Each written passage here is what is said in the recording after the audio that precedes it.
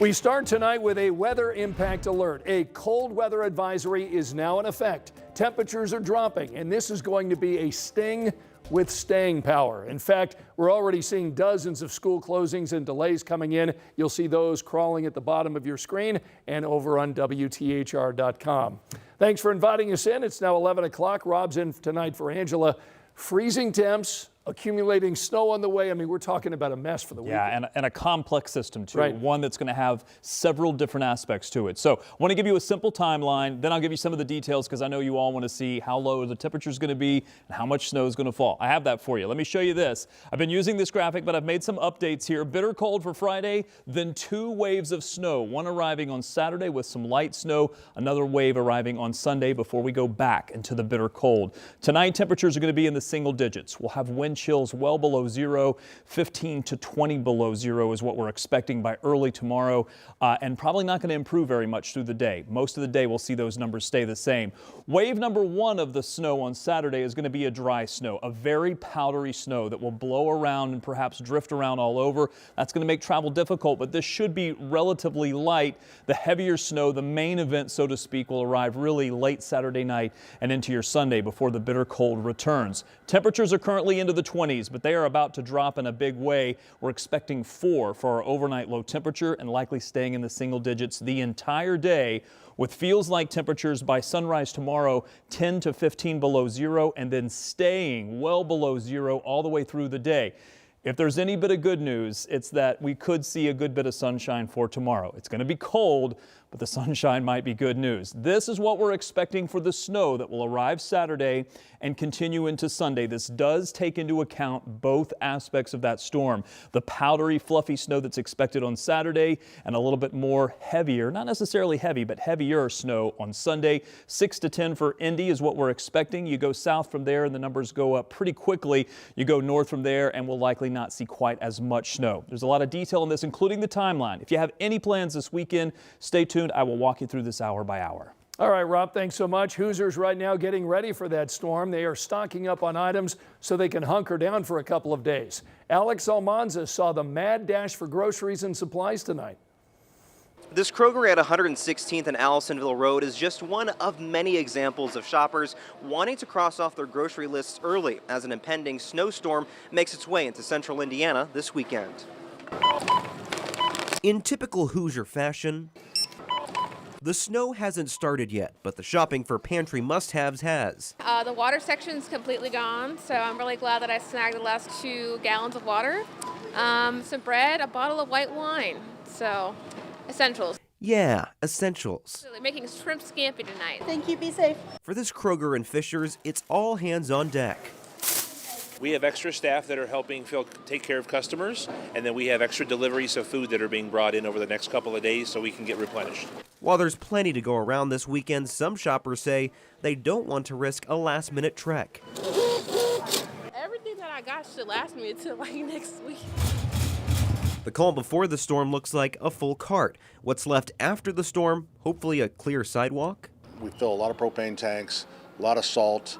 I think the sleds will go later. That's not exactly on the emergency side. At Sullivan Hardware and Garden, no bread and milk here, but demand for shovels and rock salt is picking up. It could be a good idea to have a good flashlight with batteries in it. It would be a good idea. I mean, you know, we just don't know where this storm's going. While power outages may leave some to live life off the grid, others are embracing the opportunity. Brian McQueen is leading Boy Scout Troop 174 on a camping trip, complete with propane heaters. We say there's no bad weather, just bad equipment. So part of that is to create a safe tent, like a safe big tent. So take it from the outdoor expert. Whether you're camping it out or riding it out, Hoosiers like to be prepared.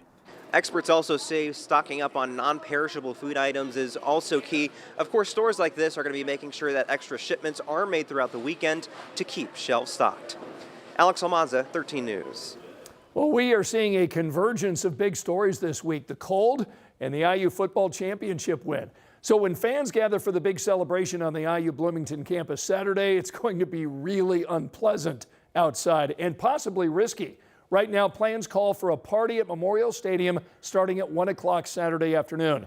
But IU Senior Associate Athletic Director Jeremy Gray told us they're keeping a close eye on this forecast and consulting with meteorologists. So if it gets too cold, he says, they'll move the event inside Assembly Hall. Gray told us they'll keep things brief. If it's just cold, our fans went out in just cold to Kirkwood in a mass of humanity at 1 o'clock in the morning after we won the game. So we're going to keep the ceremony fairly tight, 30, 45 minutes max. We'll keep you posted on any changes. You can also monitor IU social media pages. Seats, we're told, are on a first-come, first-served basis.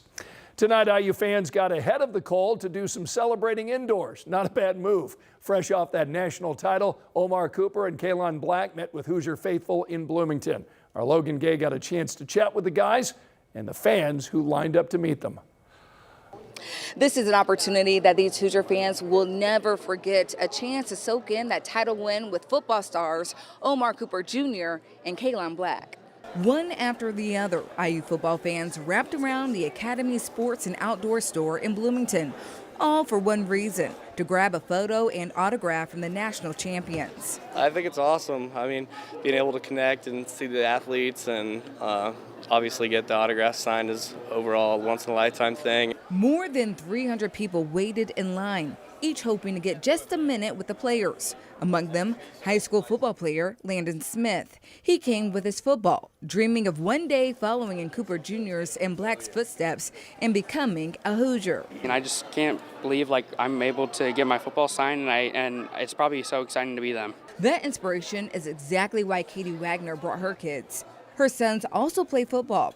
An IU alum, she says seeing her kids up close with these IU greats is a moment she hopes sticks with them forever. Seeing people who are in the positions that they play and they can see, I can maybe do that. I want to do that when I'm older. It's really cool. And this group of girls came for more than autographs. They wanted Cooper Jr. and Black to know they have fans who may not wear football cleats, but love this team just as much. I'm going to say you're the best football player ever.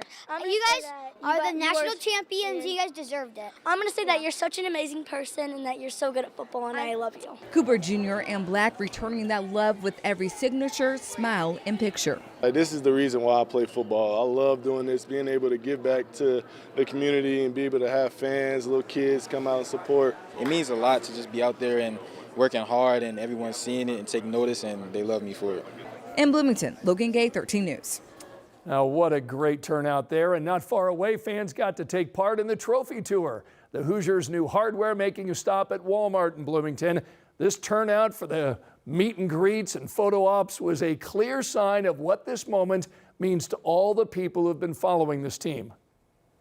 It's just such a historic moment. Obviously, winning the championship, it's such a big deal, and it means a lot for it to come out here so the students can show spirit and really our appreciation for our team. And this trophy isn't the only award to come from the Hoosiers' victory. University leaders are telling us fans can expect more presentations during the championship celebration on Saturday afternoon.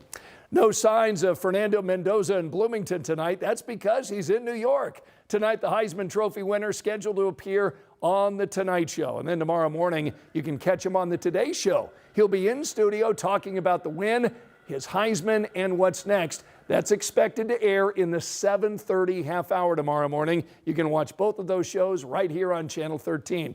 And if you just can't get enough, you can see more of our national championship coverage right now over on WTHR+. You can stream our championship recap. It's all available on demand for you right now.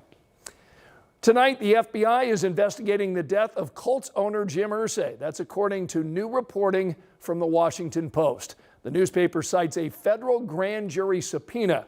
Tonight, 13 News is working to get those documents. But the Post says the subpoena seeks information about Irsay's death, his substance abuse, and his relationship with addiction specialist Dr. Harry Haratunian. Irsay died last May at the age of 65. Just a few months later, the Washington Post released an article suggesting that Jim Irsay relapsed in the last 2 years of his life. It said a recovery doctor was prescribing him concerning amounts of opioids and ketamine. This new report out says the FBI has been speaking to people who were around Jim Irsay in the last weeks of his life, and the doctor who allegedly prescribed him painkillers and ketamine. We reached out to the Colts today. When we hear back, we'll pass along their response.